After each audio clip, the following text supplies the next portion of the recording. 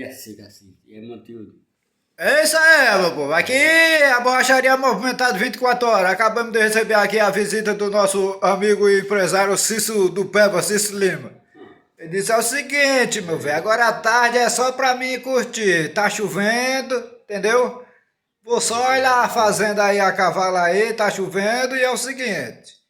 Vamos dar umas voltas, né, Cício?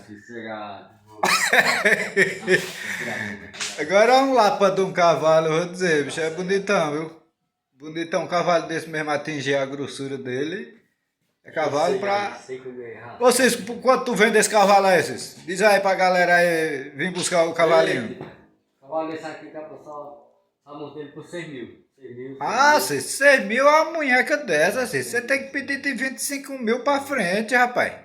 Ué, foi falar em 25 mil, o cavalo disse, não, pera aí, rapaz.